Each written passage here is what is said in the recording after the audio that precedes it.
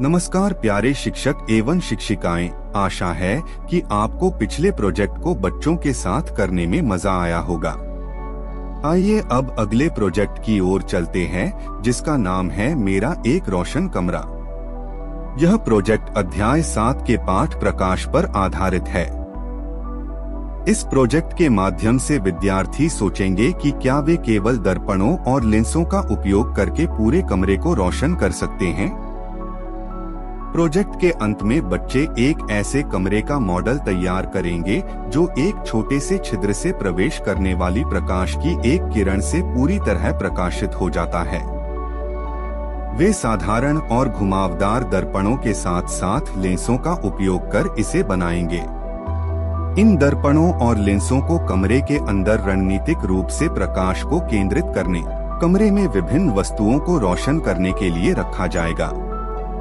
इस पाठ के बाद बच्चे संरचना, गुणों और कार्यों के आधार पर विभिन्न प्रकार के दर्पणों और लेंसों की पहचान, तुलना और अंतर करेंगे। समतल और घुमावदार दर्पणों के साथ प्रकाश की परस्पर क्रिया की व्याख्या और तुलना करेंगे। विभिन्न प्रकार के लेंसों के साथ प्रकाश की परस्पर क्रिया की व्याख्या और तुलना करेंगे। विभिन्न दर्पणों में प्रकाश के परावर्तन के कारण बनने वाली छवियों का निष्कर्ष निकालेंगे और उनका विश्लेषण करेंगे। वस्तुओं को बनाने में रचनात्मक सोच का उपयोग करेंगे। सभी शिक्षक एवं शिक्षिकाएं कक्षा शुरू होने के पहले प्रत्येक दिन की सामग्री और प्लान देख लें।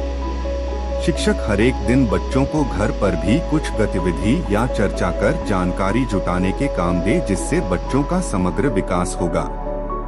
इस पाठ योजना के क्रियान्वयन के दौरान आपको एक पुराना जूते का डब्बा, कार्डबोर्ड, कागज, पतली पाइप या स्ट्रॉ, छोटे पत्थर, टेप, कैंची, स्टील के चम्मच, छोटा आईना, टॉर्च इत्यादि की आवश्यकता होगी।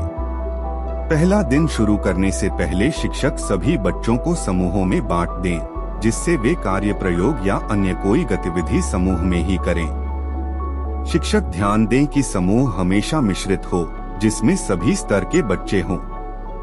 पहले दिन एक गतिविधि के द्वारा शिक्षक विद्यार्थियों के साथ पहले सीखी गई प्रासंगिक बातों पर चर्चा करेंगे। इसके बाद शिक्षक बच्चों को प्रोजेक्ट की जानकारी देंगे। वे प्रकाश की विविध विशेषताओं को समझने के लिए गतिविधि करेंगे। अंत में शिक्षक मॉडल कमरा बनाने के लिए छात्रों को मार्गदर्शित भी करेंगे।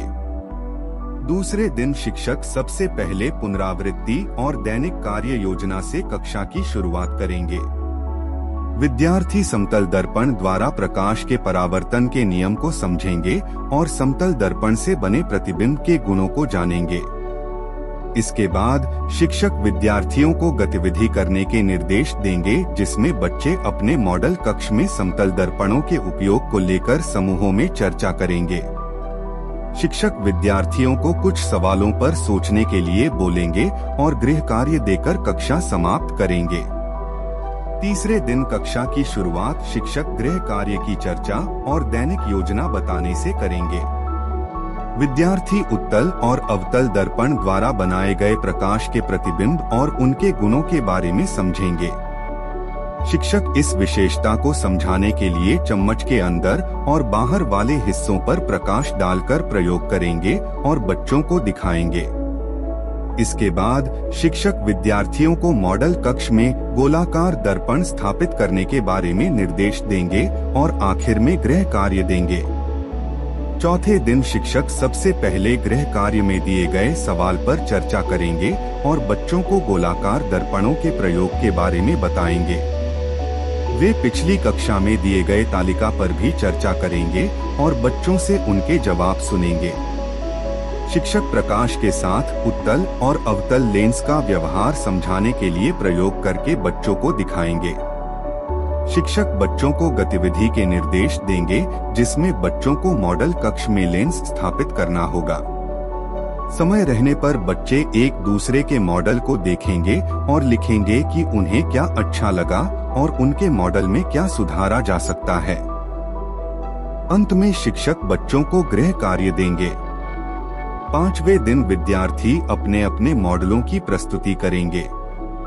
शिक्षक इस हेतु प्रस्तुति के निर्देश बोर्ड पर लिख देंगे और कुछ सवालों को बच्चों को बताएंगे, जिसके आधार पर बच्चे प्रस्तुति देंगे। इसके बाद शिक्षक प्रत्येक समूह को 3 से 4 मिनट का समय लेकर बाकी कक्षा के सामने अपना प्रोजेक्ट प्रस्तुत करने को कहेंगे। अंत में शिक्षक बच्चों से सवाल जवाब करेंगे और उनके प्रयास के लिए सभी को सराहना भी देंगे।